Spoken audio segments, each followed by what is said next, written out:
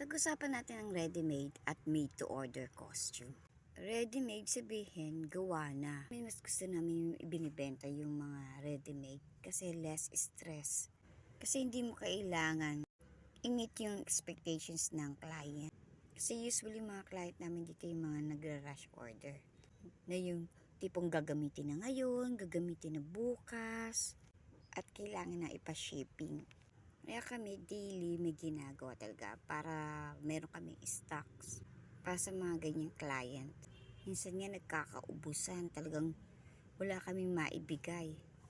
Dito madali lang transaction. Basta mabigay mo lang yung hinahanap nila, tapos isasend mo yung pictures, sizes, and then shipping na. Unlike make to order, medyo mahabang proseso. Unang-una consider mo yung time ng paggawa at yung due date nila. Especially yung yung materials. Kung meron ka ba available na materials dyan at ilang days nila kailangan gawin. Medyo matrabaho from the concepts, ideas ng costume. Unang-una pinag-uusapan yan. Hindi kagad nakapag-decide lalo kung walang time ang client, hindi kagad nakapag-decide. So babalik-balikan pa yan.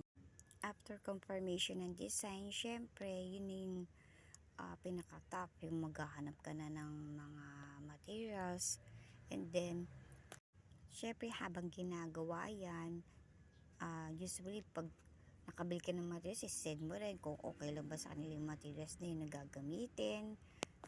Minsan pinapa-approvean pa natin yan yung materials bago natin mag-start, and then while doing the in production, meron din tayo pag-update para naman meron silang makapante sila na meron na nagagawa at meron silang talagang matatanggap na product, especially sa mga new clients natin bago dumating ang duty. Kaya kung gusto ng made to order, much better kung mas maaga ipagagawa ito para at least napapag-isipan maigi at nagagawa ng maayos.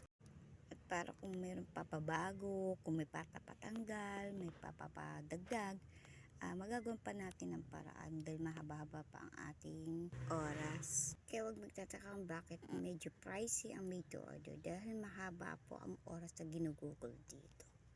Kaya kung minsan pag nakakabasa ako ng group na bakit ganito, ganyan, inspo versus reality, paano ba nagiging proseso ni maker at nagkakaroon ng problema sa buyer at nagugulat nila si buyer na kung bakit ganito, ganyan, wala bang update and any confirmation before ipa-shipping.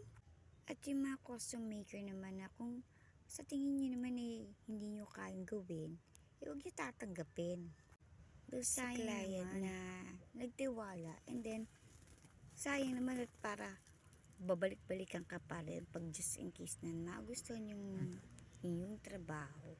Kailangan maging transparent tayo from the ideas, yung concept and materials, especially yung materials, kasi pag hindi sila nasatisfied sa materials na ginamit mo, lalo na kung pagkamahal man ang singil mo, talaga namang hindi sila masasatisfy sa come up ng produkto or ng costume. Sa mga magpapagawa naman, sa mga buyer, kung bagong kliyente ka pala sa key seller, tingnan nyo muna yung mga gawa niya on her page kung okay ba, at pilitin rin humingi ng update and confirmation mo bago ito pa-shipping para at least siguradong magugustuhan mo yung makakarating sa iyo. I hope makakatulong sa inyo as a buyer and a seller mga tips natin para sa susunod na proyekto.